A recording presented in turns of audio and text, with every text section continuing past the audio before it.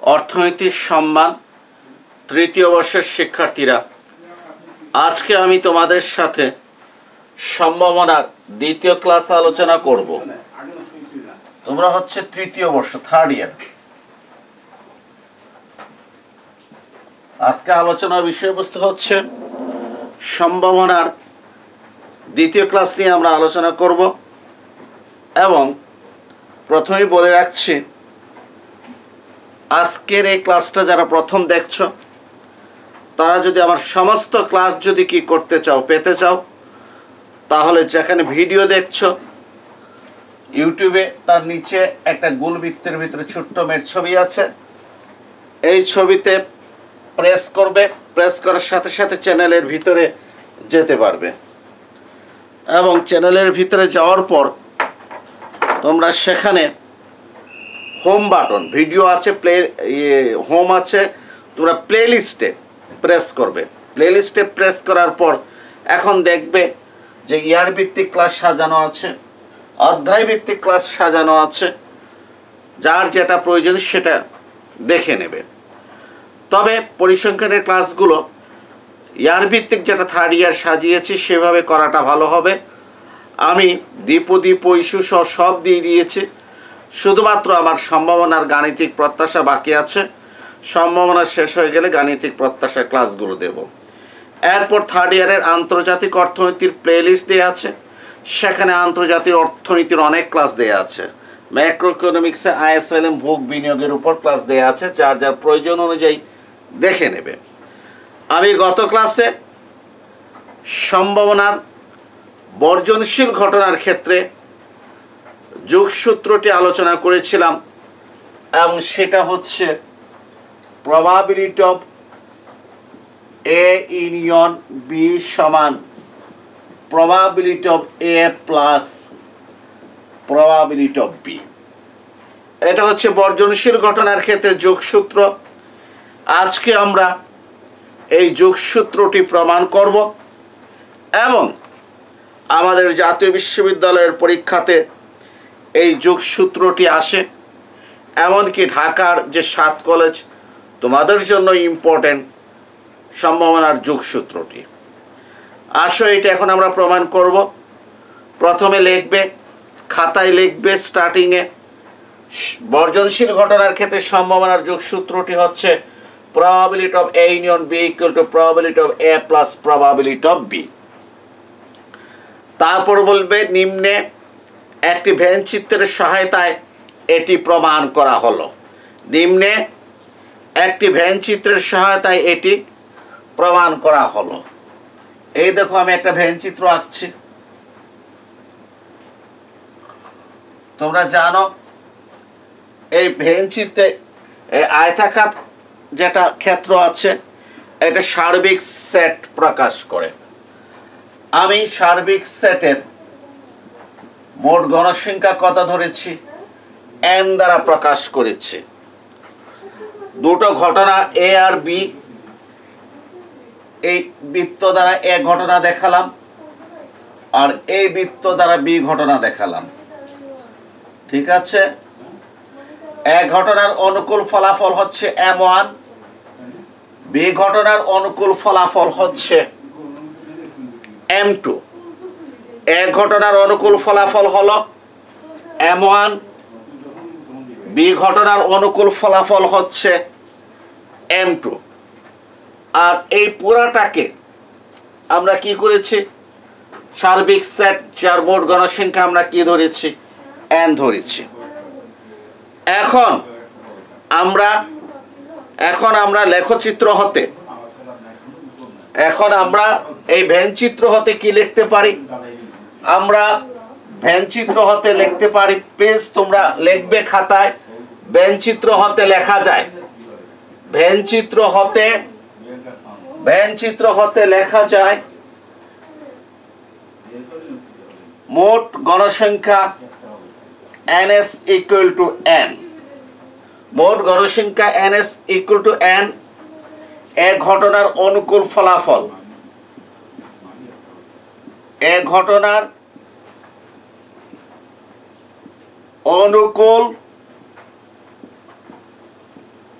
ফলাফল N A সমান M1, B, ঠিক আছে, বি ঘটনার অনুকূল ফলাফল এন বি সমান কত M2, এ ঘটনার অনুকূল ফলাফল এন এস সমান M1, বি ঘটনার অনুকূল ফলাফল এন বি সমান M2।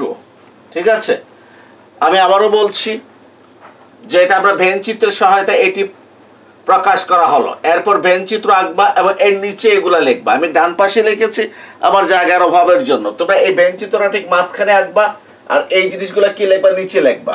এই জিনিসগুলো লেখার আগে, এই তিনটা লেখার আগে একটু লিখবা যেহেতু এ ও বি বর্জনশীল ঘটনা, এই জন্য ভেন চিত্রে এ ও বি এর কোনো সাধারণ এলাকা নেই, কোনো সাধারণ এলাকা নেই। এরপরে বলবা এখানে নমুনা ক্ষেত্রের মোট গণসংখ্যা NS = n, এ ঘটনার অনুকূল ফলাফল NA = M1, বি ঘটনার অনুকূল ফলাফল NB = M2। এরপর লিখবা সম্ভাবনার সংজ্ঞা অনুযায়ী, সম্ভাবনার কি অনুযায়ী,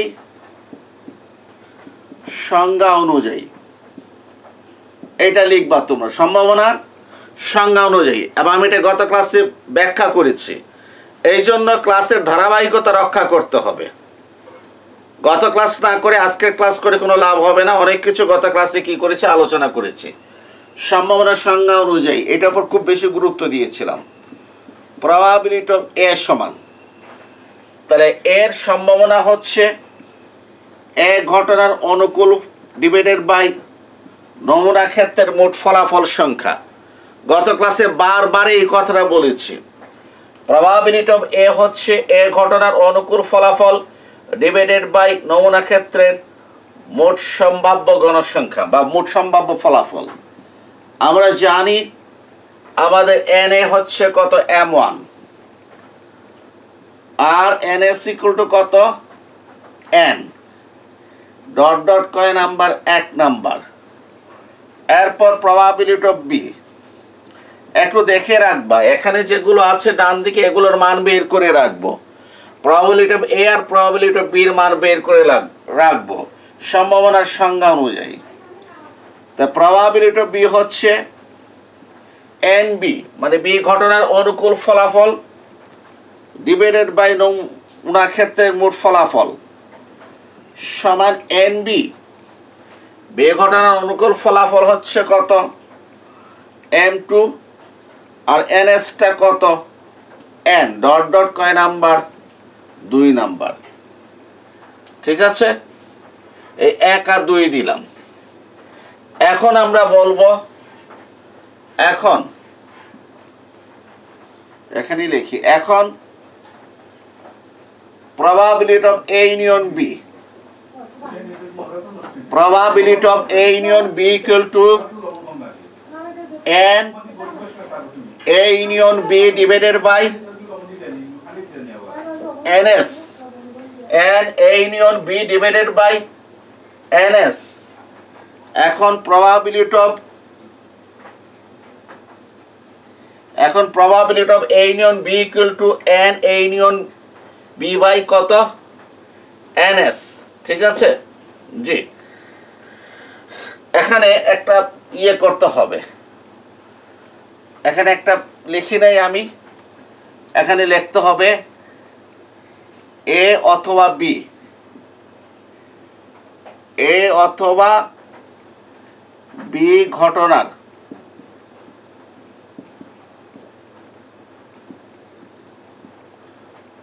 অনুকূল কি, A অথবা B ঘটনার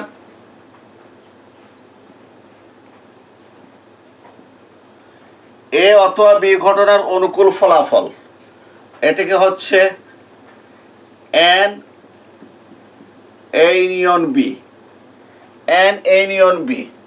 এটা একটু মুছে ফেলি। N A union B সমান M1 প্লাস M2, কারণ N A union B আমাদের ভেন চিত্র হতে M1 প্লাস M2। ঠিক আছে, কেন A অথবা B, তো এর ঘটনার সাথে আছে M1 আর B এর সাথে কি আছে M2 M1 প্লাস M2। এখন আসো যে probability of A union B সমান N A union B by NS। এখন আমি লিখব probability of A union B সমান N A union B এর জায়গায় কত লিখব আমি M1 plus M2 M1 plus M2। Please আমি কিন্তু এই অংশটা লিখি নাই প্রথমে এটা লিখতে হবে, এরপরে এটা ভ্যানচিত্রের পর এটা লিখতে হবে, এরপরে এটা এরপর কোনটা A অথবা B ঘটনার অনুকূল ফলাফল N ইউনিয়ন B এটা বার করতে হবে। ঠিক আছে, M1 প্লাস M2। তাহলে N ইউনিয়ন B এর মানটা M1 প্লাস M2 বসিয়ে দিলাম, NS টা N বসিয়ে দিলাম। और probability of A union B সমান এটাকে দুটো পার্ট করতে পারি M1 by N plus M2 by N। ঠিক আছে, সুতরাং probability of A union B সমান M1 বাই N টা হচ্ছে কত probability of A, M1 by N টা হচ্ছে কত probability of A, probability of A plus M2 by N হচ্ছে probability of কত B, probability of B proved। এই তো প্রমাণ হয়ে গেল। অর্থাৎ বর্জনশীল ঘটনার ক্ষেত্রে probability of A union B equal to probability of A plus probability of B। দুটি বর্জনশীল ঘটনার ক্ষেত্রে যোগসূত্রটা আমরা কি করলাম, প্রমাণ করলাম। আচ্ছা, এখন পরীক্ষাতে আসে দুটি অবর্জনশীল ঘটনার ক্ষেত্রে যোগসূত্রটি প্রমাণ করো। দুটি অবর্জনশীল ঘটনার ক্ষেত্রে যোগসূত্রটি প্রমাণ করো। দুটি অবর্জনশীল ঘটনার ক্ষেত্রে যোগসূত্র হচ্ছে probability of A union B equal to probability of A plus probability of B minus probability of A intersection B minus probability of A intersection B। দুটি অবর্জনশীল ঘটনার ক্ষেত্রে যোগসূত্র হচ্ছে probability of A union B equal to probability of A plus probability of B minus probability of A intersection B অবর্জনশীল ঘটনার ক্ষেত্রে। এখন অবর্জনশীল ঘটনা কি সেটা গত ক্লাসে আলোচনা করেছি। ঠিক আছে, এই জন্য বারবার বলছি ক্লাসে ধারাবাহিকতা থাকতে হবে। যাদের ক্লাসে ধারাবাহিকতা নাই তারা বর্জনশীল ঘটনাও বুঝবে না, অবর্জনশীল ঘটনাও বুঝবে না। যাক, এবং মনে রাখবে এটা কিন্তু একটু পরে আমাদের অঙ্ক করার ক্ষেত্রে সূত্র হিসাবে ব্যবহৃত হবে। আমাদের এখানে চারটা প্রমাণ খুবই ইম্পর্টেন্ট এবং পরীক্ষাতে প্রায় আসে। একটা হচ্ছে যুগের ক্ষেত্রে, বর্জনশীল ঘটনার ক্ষেত্রে প্রমাণ, আর অবর্জনশীল ঘটনার ক্ষেত্রে প্রমাণ। আর গুণের ক্ষেত্রে স্বাধীন ঘটনা এবং অধীন ঘটনার ক্ষেত্রে প্রমাণ। কার ক্ষেত্রে? গুণের ক্ষেত্রে, স্বাধীন ঘটনা এবং অধীন ঘটনার ক্ষেত্রে প্রমাণ। এই চারটা প্রমাণ হয়তো কোনো এক বছর এই দুইটা আসবে, অপর বছর অন্য দুইটা আসবে, খুবই important. probability of A plus probability of B minus এত লেখো যে দুটি অবর্জনশীল ঘটনার ক্ষেত্রে ঘটনার যোগসূত্রটি হলো, এটা লিখলা। এই সূত্রটি নিম্নে ভ্যানচিত্রের মাধ্যমে প্রমাণ করা হলো। নিম্নে ভ্যানচিত্রের মাধ্যমে প্রমাণ করা হলো। একটা ভ্যানচিত্র কি করো, আঁকো। এই ভ্যানচিত্রে এই বড় করে একটা সুন্দর করে গোল বৃত্ত আঁকবা A, আর একটা গোল বৃত্ত আঁকলা B। এটা A, এটা B। এটা হচ্ছে A ঘটনার অনুকূল ফলাফল M1, B ঘটনার অনুকূল ফলাফল কত M2। ঠিক আছে, এই দিয়ে আমি কি দেখাচ্ছি, এই পুরাটা হচ্ছে কি আমার M1, এই এলাকাটা। আবার দেখো এই যে দাগ দাগ এলাকাটা হচ্ছে কি ক্রস চিহ্ন M2।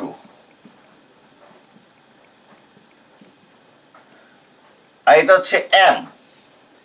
দেখো যেহেতু এটা অবর্জনশীল ঘটনা সেই জন্য এ এবং বি এর একটা কমন এরিয়া থাকবে, কারণ অবর্জনশীল ঘটনা কি, একটি ঘটনা সংঘটিত হলে অন্য একটি ঘটনা ঘটার কি রয়েছে, সুযোগ আছে। যেমন এখানে যদি কোনো ঘটনা ঘটে তাহলে এ ঘটনা ঘটেছে, বি ঘটনা ঘটে নাই, কিন্তু এখানে যদি ঘটে তাহলে এটা এর ভিতরেও আছে, এটা বির ভিতরেও আছে। এখানে যদি কোনো ঘটনা ঘটে তাহলে এ ঘটনাও ঘটেছে, বি ঘটনাও ঘটেছে।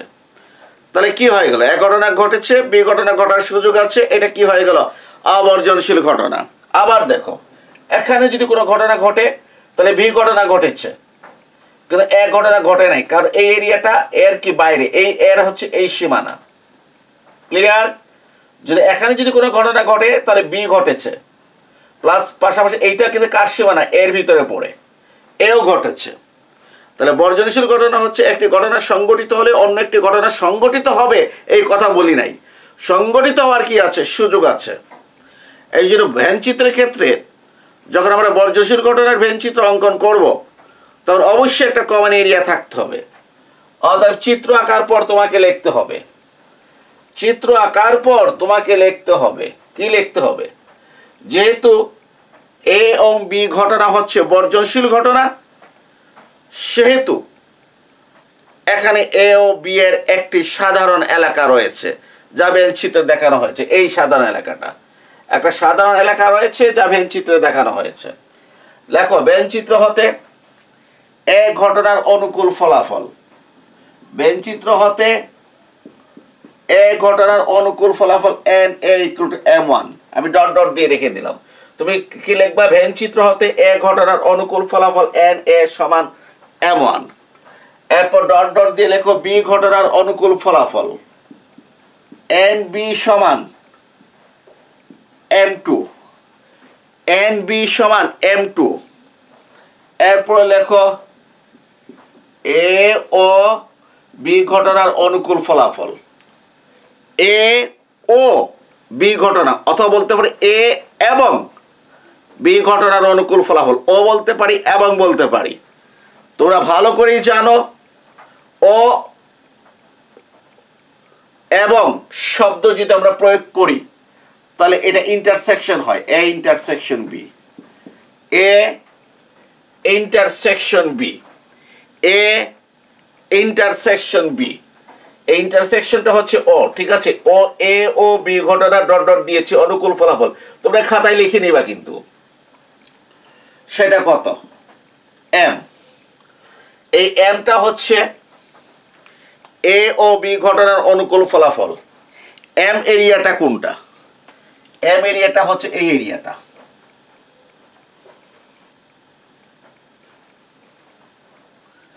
বুঝছো? যার ফলে দেখো যে এম এরিয়ার ভিতরে ডট ডটও আছে, ক্রস চিহ্ন আছে। ডট ডটটা হচ্ছে এ এলাকার আর ক্রস চিহ্নটা হচ্ছে বি ঘটনার, ঠিক আছে? ডট ডটও আছে, ক্রস ক্রস, মানে এইটা হচ্ছে কি, এ ঘটনার সাথে রিলেটেড প্লাস বি ঘটনার সাথে রিলেটেড, এই এমটা এ ইন্টারসেকশন বি। এরপরে লেখো এ বা বি, এই যে এইটা। আমরা কিন্তু ভ্যানচিত্র হতে দেখো কি কি বার করব, আমরা অনেক সময় ভুলে যাই। সহজ কথা বলছি, প্রমাণে প্রবাবিলিটি অফ এ আছে, অতএব এন এ বার করবা। প্রমাণে প্রবাবিলিটি অফ বি আছে, অতএব এন বি বার করবা। প্রমাণে এ ইন্টারসেকশন বি আছে, so N A intersection B বার করবা। তারপর এ ইউনিয়ন বি আছে প্রমাণে, সো এ বা বি মানে কি, এন এ ইউনিয়ন বি বার করবা, ঠিক আছে? এন এ ইউনিয়ন বি বার করবা। ক্লিয়ার? তাহলে কি কি বার করবা, যে এটার কারণে এন এ, এটার কারণে এন বি, এটার কারণে এন এ ইন্টারসেকশন বি, এটার কারণে এন এ ইউনিয়ন বি। এ বা বি ঘটনার অনুকূল ফলাফল, ডট ডটে কি লিখবা, অনুকূল ফলাফল। এ বা বি ঘটনার অনুকূল ফলাফল দেখো, m1 plus m2 minus n, ভুল লিখেছি, m, m1 plus m2 minus কত, m। কেন লিখেছি লক্ষ্য করো, মাইনাস m কেন দিয়েছি, এ অথবা বি ঘটনার অনুকূল ফলাফল। প্রথমে M1 বলেছি, M1 যখন বলেছি তখন এই এলাকাটা একবার এসেছে, ঠিক না? সাধারণ এলাকাটা কি হয়েছে? একবার এসেছে। প্লাস যখন M2 বলেছি, এই যে M2 আরও সাধারণ এলাকা এসেছে। সাধারণ এলাকা কয়বার এসেছে? দুইবার এসেছে। মানে এই M এর এলাকাটা কয়বার এসেছে? দুইবার এসেছে। কিন্তু প্রত্যেকটা এলাকা একবার যোগ হবে। কয়বার যোগ হবে? একবার। কিন্তু এই M এর এলাকাটা দুইবার যোগ হয়েছে, এই জন্য একবার বিয়োগ করে দিয়েছি। আবার বলি, যখন আমি M1 বলেছি তখন কোন এলাকাটা? এই পুরো এলাকাটা আসছে না M1? এই পুরো এলাকাটা M1। তাহলে এই M1 এর ভিতরে কে আছে? M এলাকাটা আছে। M1 এর ভিতরে কে আছে? M1 এর ভিতরে M এলাকাটা আছে। এবার প্লাস M2 বলেছি। M2 মানে কি? পুরো এলাকা না? এই পুরো এলাকার ভিতরে কে আছে? আমার এই M এলাকা আছে। ক্লিয়ার? তো M2 বলার সাথে সাথে M এলাকাটা রয়ে গেল। তো এই এলাকাটা কয়বার যোগ হয়েছে? একবার, দুইবার যোগ হয়েছে। কিন্তু যোগ কয়বার হবে? একবার। এই যে দুইবার যোগ হয়েছে, একবার এক্সট্রা যোগ হয়েছে, এই জন্য বিয়োগ করে দিয়েছি। আশা করি বুঝতে পেরেছ। এখন লেখো সম্ভাবনার সংজ্ঞা অনুযায়ী। সম্ভাবনার সংজ্ঞা অনুযায়ী না, এর আগে লিখতে হবে নমুনা ক্ষেত্রের মোট ফলাফল NS = N। নমুনা ক্ষেত্রের মোট ফলাফল NS = N। এটা সবার আগে লেখা ভালো, সবার আগে লেখাটা ভালো, ঠিক আছে? এখন সম্ভাবনার সংজ্ঞা অনুযায়ী প্রবাবিলিটি অফ A এর মান বার করবা, প্রবাবিলিটি অফ B এর মান বার করবা, probability of A intersection B এর মান বের করবা। এবং গত ক্লাসের শেষের দিকে বারবার বলেছি সম্ভাবনা কিভাবে বের করতে হয়। যার সম্ভাবনা বের করতে হবে তার অনুকূল ফলাফলকে নমুনা ক্ষেত্রের মোট সম্ভাব্য ফলাফল দ্বারা ভাগ করতে হবে। তাহলে সম্ভাবনার সংজ্ঞা অনুযায়ী লিখবে probability of A equal to তাহলে আমি probability of A বার করব। তাহলে A ঘটনার অনুকূল ফলাফলকে মানে NA নমুনা ক্ষেত্রের মোট সম্ভাব্য ফলাফল দ্বারা ভাগ করব, NS দ্বারা ভাগ করব। NS সমান কত? M1 আর NS সমান কত? N ডট ডট কয় number? 1 number. Probability of B, আমি B ঘটনার অনুকূল ফলাফল গত ক্লাসে খুব জোর দিয়েছি এটার উপর। এটাকে ভাগ করব নমুনা ক্ষেত্রের মোট ফলাফল দ্বারা। NB সমান কত? M2 আর NS সমান কত? N ডট ডট কয় নাম্বার? 2 নাম্বার। এরপরে বার করব probability of A intersection B। Probability of A intersection B এটা কত? Probability of A intersection B আমরা কি বলেছি? কারো সম্ভাবনা বের করতে হলে ওই ঘটনার অনুকূল ফলাফল। তাহলে A ইন্টারসেকশন B এর অনুকূল ফলাফল, এই যে অনুকূল ফলাফল N দিয়ে লেখে number of A intersection B divided by NS। N A intersection B এর মানটা কত? M। দেখে নাও, আমরা তো ভেন চিত্র অনুযায়ী আগে বের করেছি কত? M। আর NS এর মানটা কত? N। এটা কয় নাম্বার? 3 নাম্বার। শেষ। সবসময় মনে রাখবা, বর্জনশীল ঘটনা হোক অবর্জনশীল ঘটনা হোক, যে ডান দিকে যেগুলো আছে এগুলোর প্রবাবিলিটিটা আগে বের করে রাখবা 1 2 3। বর্জনশীল ঘটনার ক্ষেত্রে শুধু probability of A plus probability of B ছিল 1 2 গিয়ে শেষ। এখানে এইটা আছে, এই জন্য এটা বের করে 3 নাম্বার দিয়েছি। তারপর লেখো, এখন এটা মুছে ফেলি। এখন probability of A union B, এই যে এটা লিখব। Probability of A union B সমান A ইউনিয়ন B এর সম্ভাবনা বের করব। সেটা হচ্ছে A ইউনিয়ন B এর অনুকূল ফলাফলকে মোট ফলাফল দ্বারা ভাগ করতে হবে। এই কথাটা কিন্তু গতকালকে বারবার বলেছি। যদি কোনো ঘটনার সম্ভাবনা বের করতে হয় তাহলে সেই ঘটনার অনুকূল ফলাফলকে নমুনা ক্ষেত্রে মোট সম্ভাব্য ফলাফল দ্বারা ভাগ করতে হবে। এইটার অনুকূল ফলাফল N A ইউনিয়ন B। কে ভাগ করো নমুনা ক্ষেত্রের মোট সম্ভাব্য ফলাফল NS দ্বারা। এই হচ্ছে probability of A union B। এখন আসো probability of A union B। ঠিক আছে, এখন দেখো N A ইউনিয়ন B এর মান বের করেছিলাম। N A ইউনিয়নের B এর মান বসিয়ে দেবো কত,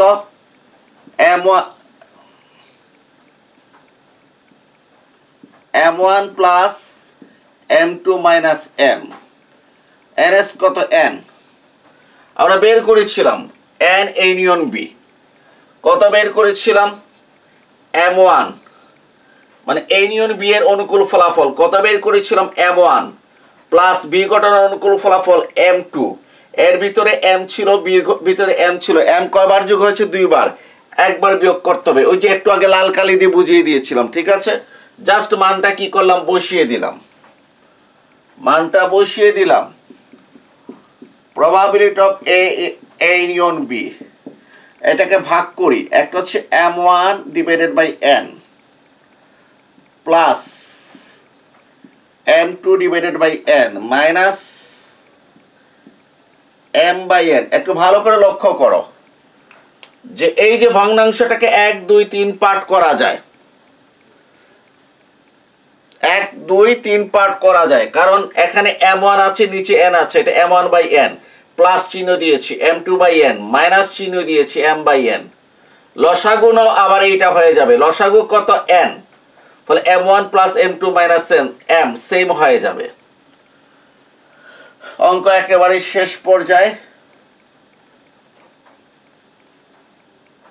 এখন দেখো,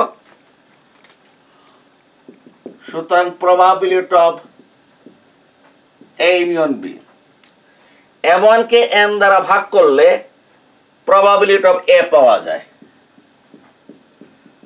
ঠিক আছে, M1 কে N দ্বারা ভাগ করলে প্রবাবিলিটি অফ A পাওয়া যায় 1 নম্বর হতে। M2 কে N দ্বারা ভাগ করলে প্রবাবিলিটি অফ B পাওয়া যায় কয় নং হতে, 2 নং হতে। বিয়োগ এই যে মাইনাস M কে N দ্বারা ভাগ করলে probability of A intersection B পাওয়া যায়, probability of A intersection B পাওয়া যায়।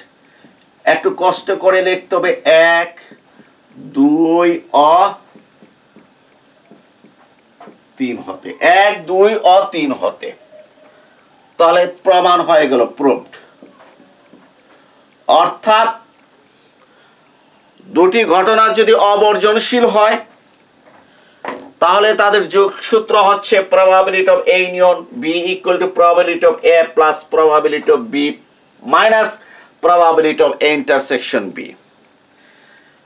এই দুটো সূত্র প্রমাণ পরীক্ষাতে আসে। আরেকটা ব্যাপার হচ্ছে, আমরা যখন অঙ্ক করব, সম্ভাবনার অঙ্ক করব, A অথবা B এর সম্ভাবনা বের করো, অথবা A বা B এর সম্ভাবনা বের করো, তাহলে দেখো বর্জনশীল ঘটনার ক্ষেত্রে সূত্র এতটুকু, probability of A plus probability of B, আর অবর্জনশীল ঘটনার ক্ষেত্রে একটা মাইনাস অংশ আসবে।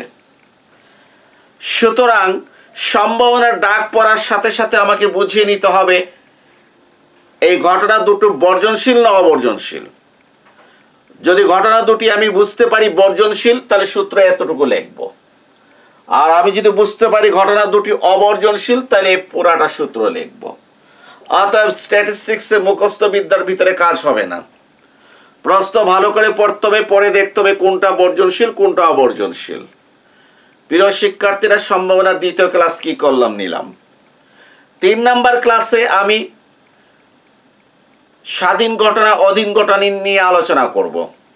আর স্বাধীন ঘটনা অধীন ঘটনার ক্ষেত্রে যে সূত্র, সেটা সম্ভাবনার গুণের সূত্র নামে পরিচিত, এবং এইটা যেভাবে পরীক্ষাতে ইম্পর্টেন্ট, ওইটাও কিভাবে পরীক্ষাতে কি ইম্পর্টেন্ট। ঠিক আছে, তো ওইটার প্রমাণ আগামী ক্লাসে দেব। আজকের ক্লাসটা এখানে কি করছি, শেষ করছি। সবাইকে ধন্যবাদ।